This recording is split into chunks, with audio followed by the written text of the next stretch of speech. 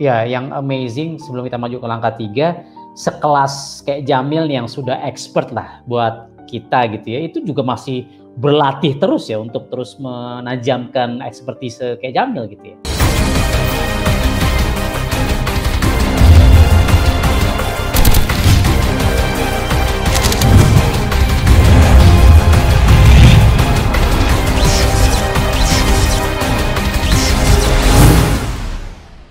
Kan kalau saya prinsipnya orang itu mendengarkan acara saya, dia mengorbankan kegiatan yang lain. Maka saya tidak boleh mengorbankan mereka untuk saya yang asal-asalan. Dia sudah mau mendengarkan saya, apalagi mau membayar saya, mengeluarkan energi untuk saya, maka saya harus memberikan lebih apa yang dia berikan.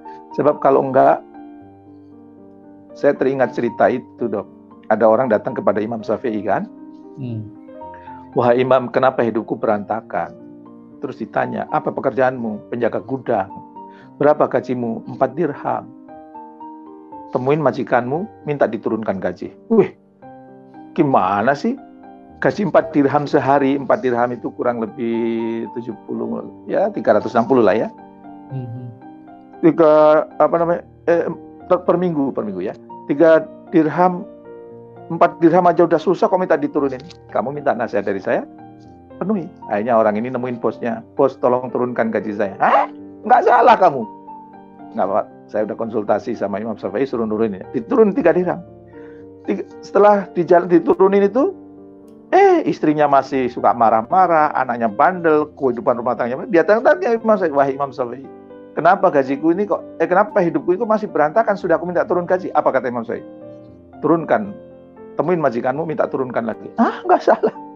Akhirnya ketemulah 2 dirham. Setelah 2 dirham ternyata rumah tangganya happy, anak-anaknya nurut, istrinya kemudian baik, ya kehidupannya bahagia. Dia datang ke Imam Syafi'i, wahai Imam Syafi'i, ketika gajiku 4 dirham, kenapa rumah tanggaku berantakan? Kenapa anakku susah diatur? Kenapa juga istriku sering melawan kepadaku? Setelah 2 dirham, kenapa semuanya jadi baik? Anak saya nurut, istri saya jadi baik, keluarga happy. Apa jawab Imam Syafi'i? Kamu hanya penjaga gudang. Gaji 4 dirham buat kamu itu terlalu tinggi. Cocoknya 2 dirham.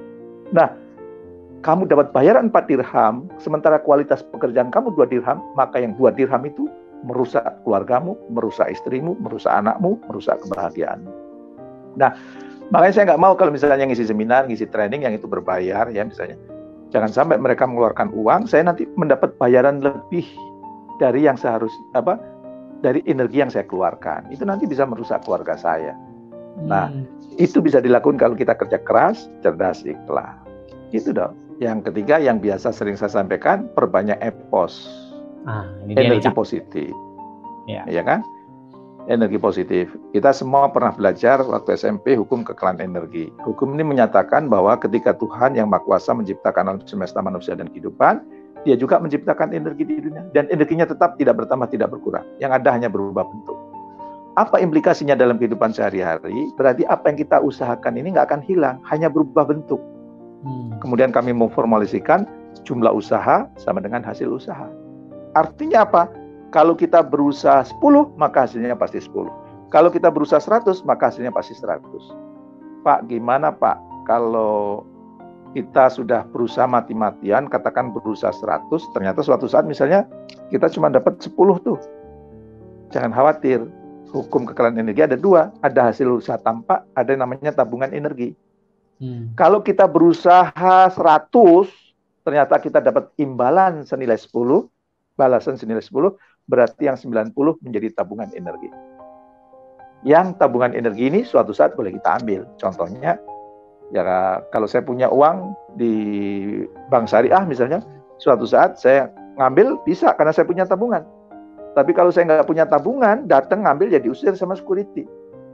Begitu juga kalau kita nggak pernah punya tabungan kebaikan, suatu saat rumah tangga kita berantakan, kita berdoa, ya Allah, ya Tuhan, damaikan keluargaku, damaikan keluargaku, damaikan keluargaku. Loh kok nggak damai-damai? Berarti kita harus introspeksi, jangan-jangan kita nggak punya tabungan kebaikan.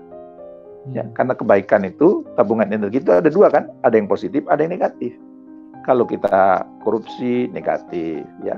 Kalau kita menipu teman, negatif. Hobinya hutang dalam bisnis nggak bayar, ya. negatif, ya kan? Jadi jangan Anda yang suka hutang nggak bayar, hati-hati. Kalau Anda hutang 1 miliar, ya, suatu saat Anda kehilangan 1 miliar. Bisa lebih, kenapa? Boleh jadi yang orang dipinjemin itu sakit hati. Dengan itu bisnis mereka bangkrut karena Anda janjinya bayar tanggal sekian, nggak bayar, cash flow-nya terganggu. Sehingga dia bisnisnya bangkrut, katakan senilai 10 miliar. Suatu saat Anda pinjam 1 miliar, Anda bisa kehilangan 11 miliar. 10 miliar karena membangkrutkan bisnis orang itu, 1 miliar karena pinjaman Anda nggak dibayar. Ya. Nah, begitu juga kalau kita berbagi kebaikan, nggak usah khawatir. Suatu saat pasti kita akan mendapat balasan dari tempat yang lain. Ya, dan itu pasti namanya hukum alam. Saya sering ngasih contoh. Hukum gravitasi benda kalau dijatuhkan jatuhnya ke bawah. Yang jatuhin saya jatuhnya ke bawah, yang jatuhin Pak Jokowi jatuhnya ke bawah, yang jatuhin Pak Anies Baswedan jatuhnya ke bawah, ya. Siapapun jatuhnya. Hukum alam berlaku umum. Begitu juga hukum kekalahan energi. Kalau kita berusaha lebih keras atau lebih banyak tabungan energinya, insya Allah kehidupan kita akan dipermudah oleh alam. Ya, tiba-tiba anak dapat beasiswa, tiba-tiba kita yang rumah tangganya tadinya berantakan, damai. Tiba-tiba dapat ilmu gratis, tiba-tiba ada yang antar makanan, ya macam-macam itu. Tiba-tiba saya diundang Dokter Andika untuk tampil di sini sehingga kenal sama follower-followernya Dokter Andika. Gitu. Itu pencairan tabungan energi, gitu kira-kira. Jadi, loh Pak, saya sudah kerja Pak, sudah mati-matian Pak. Kok kemudian nggak dapat balasnya, nggak setimpal Pak? Nah, boleh jadi begitu kita berusaha mati-matian, katakan seharusnya kita dapat katakan 25 juta, kok dapatnya cuma 20 juta, jangan-jangan kita ngeluh juga. Ngeluh kan energi negatif, mengurangi juga tabungan. Ya kan? Atau gampangnya gini juga, kita bekerja energi positif bukan? Ya. Kantor atau bisnis energi positif? Siap, ya benar. Kalau seandainya gaji kita itu katakan 25 juta, kontribusi kita ke kantor juga senilai 25 juta, tanggal 25 gajian, berarti habis kan? 0. Gimana supaya punya tabungan energi positif? Maka kalau gaji kita 25 juta, pastikan kualitas pekerjaan Anda misalnya lebih dari 100 juta. Berarti apa? Anda dapat gaji 25 juta, Anda punya tabungan 75 juta. Yang suatu saat boleh diambil, boleh jadi dapat beasiswa kuliah, ya. Boleh jadi dapat istri yang cantik jelita, gitu kan. Rumah tangganya happy, ya, gitu kira-kira, Dok. Temenlah saya ikut dan seterusnya gitu ya. Terus ada cerita tentang epos yang tentang kayak Jamil 25 rupiah itu, kayak coba ceritain kayak. Ini nanti nangis saya ingat jadi saya. Oh, jadi boleh saya pernah itu anak bungsu saya kan dirawat di salah satu rumah sakit ya di Jakarta tuh. Udah dirawat tuh di Bogor tuh, 2 rumah sakit tuh. Ada lupa Citra Insani dipindah ke Azra nggak ada fasilitas, dipindah ke Jakarta gitu. Nah, ini istri saya itu dirawat di ruang ICU ya, selama 5 minggu tuh. 3 minggu dirawat nggak ketahuan penyakitnya, Dok. Akhirnya begitu sudah 3 minggu dirawat nggak ketemu penyakitnya, saya dipanggil oleh dokter yang merawat. Pak Jamil, hari ini saya mohon izin, ibu kami ganti obat.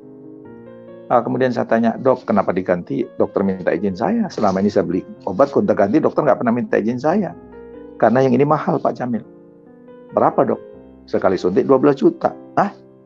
Sehari berapa kali suntik? 3. Berarti sehari 36 juta, Dok. Iya. Nah, Dok, 36 juta itu bagi saya besar, Dok. Lagian daripada untuk berobat, lebih baik untuk anak yatim, lebih baik untuk program-program. Saya waktu itu punya pesantren wirausaha ya. Lebih baik untuk itu, Dok. Tolong sembuhkan penyakit istri saya, Dok. Apa, Doknya? Pak Jamil, jangan dikira kami tidak berusaha. Kami sudah minta bantuan banyak lab, minta bantuan Cipto juga. Penyakit istri Bapak sulit kami identifikasi karena istri Bapak itu hamil, memasuki bulan ke-8 gitu. Kalau kami nggak hati-hati, bayi yang dikandung nggak selamat, ibu nggak selamat. Jadi kami harus hati-hati. Dok, tolong cari sekali lagi, Dok. Saya akan berdoa kepada Tuhan saya. Dokter itu bilang, janji Pak Jamil ya, sekali ini saja.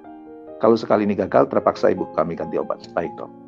Hanya sebagai seorang muslim, saya cari musola. Dan saya berdoa, ya Allah, ya Tuhanku, gerangan energi negatif apa yang pernah aku lakukan?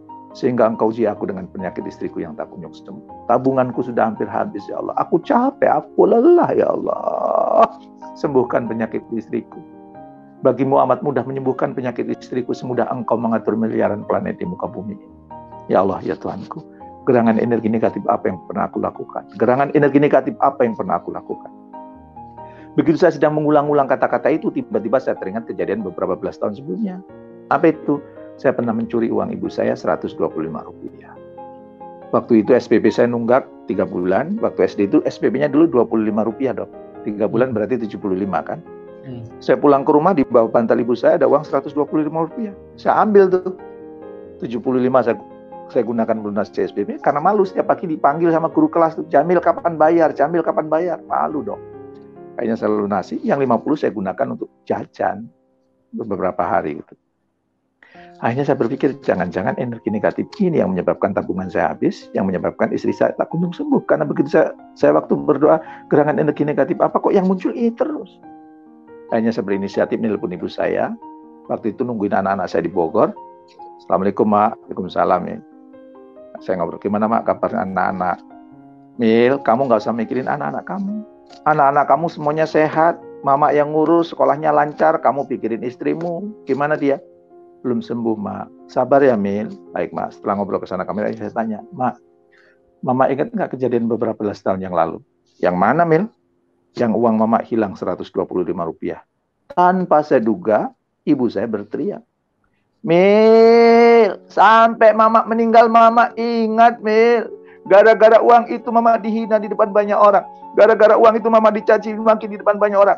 Waktu itu Mama punya hutang dengan orang kaya di kampung, Mil. Mama sudah siapkan uangnya di bawah bantal, Mil. Begitu kemudian Mama pulang, Mama cari ternyata nggak ada, Mil. Mama datang ke rumah orang kaya di kampung itu untuk meminta dilonggarkan pembayaran. Sampai di sana Mama dimarah-marah, Mil, dicaci maki, Mil. Pada waktu itu di rumahnya banyak orang, Mil. Sakit, Mil, sakit, masih kerasa sampai sekarang. Kayaknya saya tanya, Mak, Mama tahu nggak siapa yang ngambil uang itu? Nggak tahu, Mil. Langsung saya teriak, Mak, yang ngambil uang itu saya, Mak. Lewat telepon ini saya minta maaf sama Mama. Dan nanti kalau saya ketemu dengan Mama, saya akan sungkem sama Mama. Maafkan saya, Mama. Maafkan saya, Mama. Dan ibu saya teriak, Astagfirullahaladzim. Ya Allah, ya Tuhanku. Aku maafkan orang yang telah mengambil uangku. Ternyata anakku, aku tidak tahu kalau yang ambil anakku. Dendamku terlalu lama, sakit hatiku terlalu lama, ya Allah. Benar Mama sudah memaafkan saya. Benar, kalau benar tolong ulangi sekali lagi, Mak. Disertai doa agar istri saya segera sembuh, Mak. Ya Allah, aku maafkan orang yang telah mengambil uangku. Karena ternyata dia adalah anakku. Sembuhkanlah istrinya. Sembuhkanlah menantuku. Terima kasih ya, Mak. Saya tetap. Kejadian itu sekitar pukul 10 dan pukul 12.45 saya dipanggil ke ruangan dokter. Pak Jamil, selamat. Ada apa, Dok? Penyakit istri Bapak dapat kami ketahui. Apa, Dok? Infeksi pankreas. Langsung saya peluk dokter. Dok, makasih dok, makasih dok. Dan dalam pelukan saya dokter itu mengatakan, Pak Jamil, kalau boleh jujur, hari ini kami semua sepakat bahwa hari ini kami mendapat keajaiban dari Tuhan. Kenapa dok? Karena dengan cara yang sama, dengan metode yang sama yang kami lakukan seperti hari-hari sebelumnya, penyakit istri Bapak dapat kami ketahui. Langsung dokter itu memuji Tuhan. Maka kemudian Pak Jamil, setelah ini Ibu akan kasih obat, begitu panasnya turun, Ibu akan kami sesar untuk memudahkan pengobatan. Baik dok. Setelah kemudian dikasih obat, panasnya turun, disesar istri saya. Anak saya lihat sehat, istri saya sehat, saya pulang ke Bogor, saya temuin ibu saya. Saya langsung sungguh, Ma, terima kasih, Ma, terima kasih. Maafkan saya, Ma. Dan ibu saya narik saya, Mil, yang minta maaf bukan kamu. Mama yang minta maaf. Dendam Mama terlalu lama, sakit hati Mama terlalu lama. Mama nggak tahu kalau yang ngambil uang itu kamu, Mil. Maafkan Mama. Yang saya ambil cuma 125 dong. Tapi sakit hati ibu saya, malunya ibu saya, dimarahin di depan banyak orang, dipendam sekian lama. Saya harus mengeluarkan biaya rumah sakit lebih dari 100 juta rupiah. Itu dong. Itu energi negatif balik negatif. Jadi hati-hati kalau kita berbuat energi negatif, nggak dilihat orang pun, alam melihat, yang Maha Kuasa melihat. Suatu saat kita akan mendapat balasan yang setimpal dari apa yang kita lakukan. Terima kasih Anda telah menonton video ini dan semoga Anda semua mendapatkan manfaat yang banyak dari apa yang sudah saya bahas. Jangan lupa subscribe, like, comment, and share. Dan aktifkan tanda notifikasinya agar setiap video yang saya buat Anda bisa nonton terus. Dan kalau Anda punya pertanyaan, tulis di kolom komen. Insya Allah saya akan jawab, dan bisa jadi saya akan buatkan video khusus untuk menjawab pertanyaan Anda. Sampai jumpa di video berikutnya. Live once, live amazing.